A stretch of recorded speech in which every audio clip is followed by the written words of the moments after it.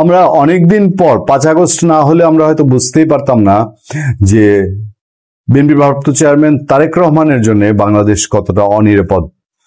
আমরা 5 আগস্টের আগে ধারণা করতাম, 5 আগস্টের আগে চোখ বন্ধ করে যে কেউ বলতে পারতো শেখ হাসিনা আমলে তারেক রহমান দেশে আসা মানে তার জেল বা ফাঁসি একেবারে অনিবার্য। সেটা বোঝার জন্য গবেষক হওয়ার প্রয়োজন নেই। তারেক রহমান দেশে থাকলে শেখ হাসিনা হয়তো তাই করতেন। কিন্তু শেখ হাসিনা বিদায়ের পর 1 বছরের উপরের সময় তারেক রহমান দেশে আসা নিয়ে যখন তার দল স্বীকার করে তার নিরাপত্তা ইস্যুর কথা, বলছে আইনি কিছু দিকের কথা এখন, যে আইনিভাবে সম্পূর্ণ ক্লিয়ার হলে, আইনিভাবে সম্পূর্ণ ক্লিয়ার হতে আর কি বাকি? তিনি তো সমস্ত মামলা থেকে খালাস পেয়েছেন, তার বিরুদ্ধে এখন আর কোনো মামলা নেই।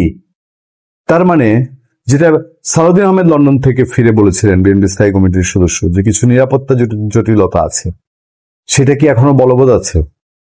তারপর বেগম খালেদা জিয়ার বয়স, তার অসুস্থতা, সেসব প্রেক্ষিতে বেগম খালেদা জিয়া, আমি আজকে থেকে 3 মাস আগে আপনাদেরকে একটি কন্টেন্টে বলেছিলাম যে বিএনপির হাতে এখন সবচেয়ে বড় টার্ম কার্ড, আপনারা যাদের মনে আছে 1-2 জন যদি থেকে থাকেন দেখবেন যে তারেক রহমান নয়, সেটা হচ্ছে বেগম খালেদা জিয়া। বেগম খালেদা জিয়াকে বিএনপির নেতাকর্মীরা যেই আসনে বসিয়েছেন, সেখানে তার একটা নিঃশ্বাসও এখন অনেক দামি বিএনপির নেতাকর্মীদের কাছে, এবং সেই দিক থেকেই হয়তো বেগম খালেদা জিয়া রাজনীতিতে অনেকটা তৎপরতার মুখে। এই খবর আমাদের দেশের সীমানা পেরিয়ে ভারতের কানেও পড়েছে, ভারতের পত্রপত্রিকার খবর।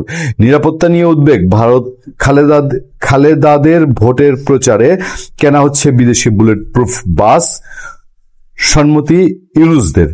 গত জুন মাসে একটি বুলেট প্রুফ গাড়ি কেনার অনুমতি দেওয়া হয়েছিল বিএনপিকে। তারপরে চলতি মাসের শুরুর দিকে একটি বুলেট প্রুফ বাস কেনারও অনুমতি দেওয়া হয়েছে তাদেরকে।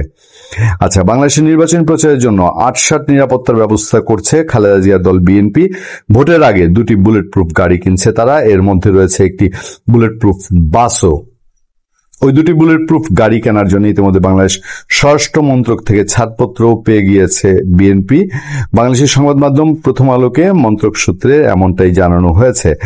আগামী বছরের শুরুর দিকে বাংলাদেশের সাধারণ নির্বাচন হওয়ার কথা, সে দেশের নির্বাচনে অন্যতম প্রধান দল বিএনপি।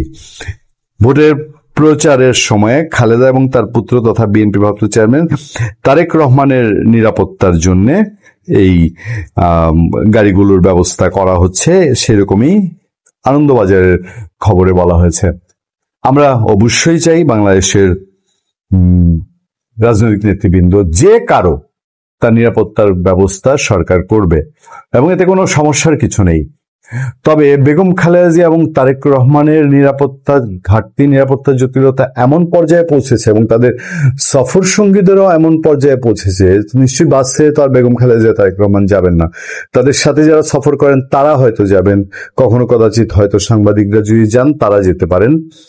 তাহলে এমন সিকিউরিটি সংকট আছে আগামী নির্বাচন ঘিরে, যেটা বেগম জিয়া এবং তার সফর সঙ্গীদের জন্য বড় রকম শঙ্কা বা তাদের যান প্রাণের উপরে কোনো আঘাত আসতে পারে। তাহলে সেই শক্তিকে আপনি বলবেন যে দিল্লিতে বসে থাকা এখনকার সাংগঠনিক স্ট্যান্ড নিয়ে আওয়ামী লীগ। আসলে এত জটিল অবস্থার দিকে ইলেকশন যাচ্ছে, সে ইলেকশনটা কেমন তোর ইলেকশন হবে? তাহলে ভালো থাকবেন, সুস্থ থাকবেন। আপনাদের সাথে আমি আতিক রহমান, পূর্ণিয়া।